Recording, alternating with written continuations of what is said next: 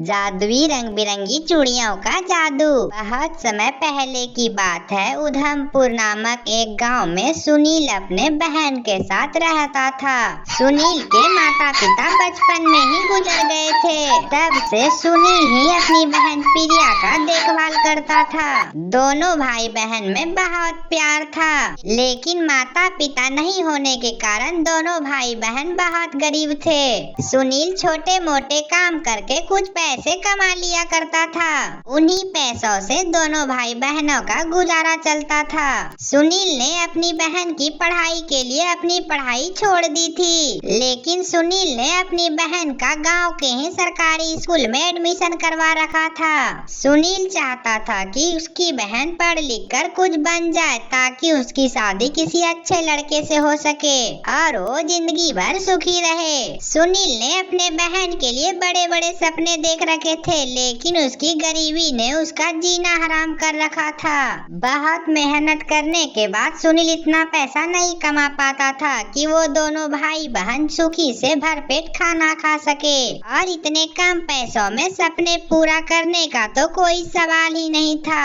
एक दिन प्रिया पड़ोसी के बच्चे जिया और सिया के साथ खेलने जाते हैं, और तीनों के खेलते खेलते उसकी नजर उन दोनों की चूड़ियां पर पहुंचती है, जो कि बहुत सुंदर चमचमाती एक चूड़ियां पहन रखी थी। रंग बिरंगी चूड़ियों को देखकर प्रिया का भी मन चूड़ी पहनने को करने लगता है। इसलिए प्रिया सिया से कहती है, सिया तुम्हारी हाथों की चूड़ी तो कितनी अच्छी लग रही है, और चूड़ियों से तुम्हारी हाथों की खूबसूरती तो और भी बढ़ गई है। हाँ बहन, क्यों नहीं बढ़ेगी, आखिर ये कोई मामूली चूड़ी थोड़े न है, ये तो हमारे पिताजी ने दूसरे शहर से लेकर आए हैं, और ये इतनी महंगी है कि यहाँ मिलने वाली चूड़ियाँ से 4 गुना महंगी है, इसलिए ये सुंदर तो लगेगी ही। सिया, क्या तुम मुझे एक बार ये चूड़ी पहनने दोगी? मैं तुम्हें ये पहनकर लौटा दूंगी। ये चूड़ी देखकर मेरा भी मन मचल रहा है चूड़ी पहनने को।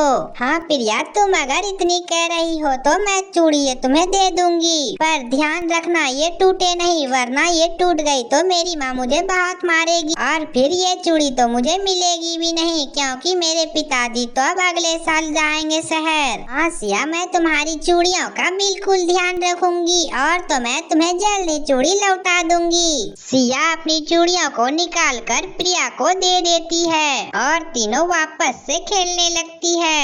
और अचानक से सिया की माँ दोनों बहनों को अंदर बुला लेती है। जल्दबाजी में सिया अपने चूड़ियाँ प्रिया से लेने भूल जाती है, और सिया घर में चली जाती है, और प्रिया को भी ये बातों की याद नहीं रहती कि उसने वो चूड़ी उसे वापस नहीं की है, और वो अपने घर वापस आ जाती है, और प्रिया घर का काम करने लगती है, और बर्तन धोने वक्त प्रिया से 2 चूड़ियाँ टूट जाती है, और चूड़ियाँ टूटते ही प्रिया रोने लगती है, और मन ही मन सोचने लगती है, हे भगवान, ये क्या हो गया मुझसे? सिया ने तो मुझे इसी शर्त पे चूड़ियाँ दी थी कि वो चूड़ियाँ टूटे नहीं, और ये चूड़ियाँ तो मुझसे टूट गई। अब मैं सिया को क्या दूंगी? हे भगवान, अब ये क्या हो गया? और अगर मैंने सिया की चूड़ियाँ वापस नहीं की तो वो मुझे चोर समझेगी और मुझसे कभी बातें नहीं करेगी। हे भगवान, मुझे तो कुछ समझ ही नहीं आ रहा कि मैं क्या करूं। चूड़ियाँ टूटने के कारण प्रिया बहुत तेज रोने लगती है, और वो घर से निकल जाती है कि अगर सिया उसके घर पर चूड़ियाँ मांगने आई तो वो कौन सी चूड़ी उसे लौटाएगी, और वो रोते रोते रास्ते पर चल रही होती है। चूड़ियाँ टूटने के गम में उसे कुछ याद ही नहीं रहता, और वो चलते चलते बीच घने जंगल में चली जाती है। जैसे ही वो जंगल में जाती है तो उसे बचाओ बचाओ की आवाजें आने लगती है। वो आवाजें सुनकर वो इधर उधर देखती है, पर उसे कोई दिखाई नहीं देता, और वो जैसे ही थोड़े आगे जाती है तो वो देखती है कि एक परी को किसी ने बांध रखी है, और वो परी ही उसे बचाने के लिए आवाजें लगा रही थी। प्रिया जाकर जल्दी से उस परी को आजाद कर देती है। हे परी रानी, आपको यहाँ किसने बांध रखा था,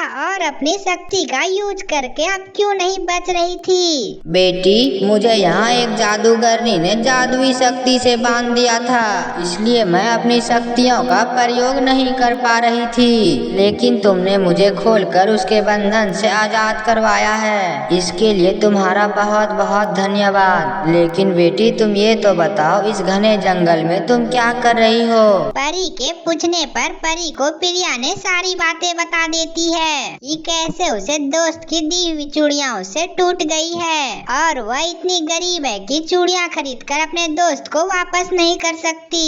इसी सोच में मैं इस जंगल में आ गई थी। ये सब सुनकर परी को दया आ जाती है और अपनी जादुई शक्ति से वहाँ पर बहुत सारी चूड़ियाँ प्रकट कर देती है और उसमें से 1 दर्जन चूड़ियाँ प्रिया को दे देती है और वो परी कहती है, बेटा प्रिया, ये कोई आम चूड़ियाँ नहीं है, ये एक जादुई चूड़ियाँ है। इस चूड़ियों से तुम जितना चूड़ी मांगोगे तुम्हें उतना चूड़ी मिलता जाएगा।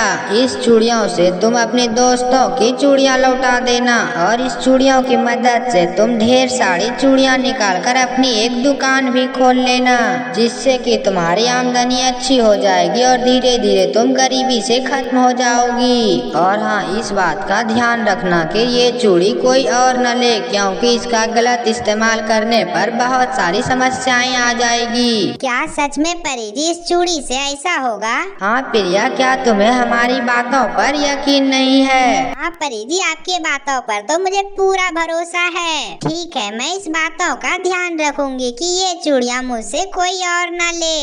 इसके बाद प्रिया परी का धन्यवाद कहकर घर आती है और उस रंग बिरंगी चूड़ियों से चूड़ी मांगकर प्रिया को वो चूड़ियाँ वापस कर देती है। सिया बहन, ये लो तुम्हारी चूड़ी। शायद मैं ये चूड़ी लेकर घर चली गई थी। तुमने अच्छा किया प्रिया बहन कि तुमने ये चूड़ी मुझे लौटा दी, वरना आज तो मम्मी को पता नहीं चला। जिस दिन पता चलता वो मुझे बहुत मारती पीटती।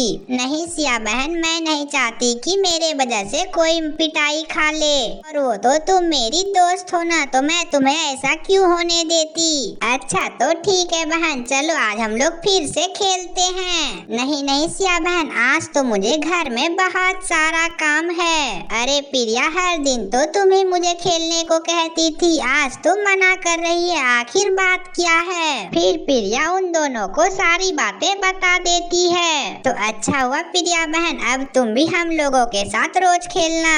अच्छा तो मैं चलती हूँ, अभी मुझे चूड़ी बेचने बाजार जाना है। इसके बाद वहाँ से प्रिया घर आ जाती है और प्रिया उन जादुई चूड़ियों से बहुत सारी चूड़ियाँ मांगकर बाजार में बेचने चली जाती है। चूड़ियाँ ले लो, चूड़ियाँ, रंग बिरंगी चूड़ियाँ, नई मॉडल की चूड़ियाँ। अरे हमारी चूड़ियाँ पहनोगी तो सबसे सुंदर दिखोगी, इसलिए हमारी चूड़ियाँ ले लो। सस्ते भी अच्छे चूड़ियाँ लेने के लिए हमारे पास आओ। इसके बाद धीरे धीरे सभी चूड़ियाँ बिक जाती है और प्रिया घर आती है और प्रिया इस तरह धीरे धीरे अच्छे पैसे कमाकर शहर की सबसे अमीर व्यक्ति बन जाती है। और अब उन दोनों भाई बहन को थोड़ा काम भी कम करना पड़ता था।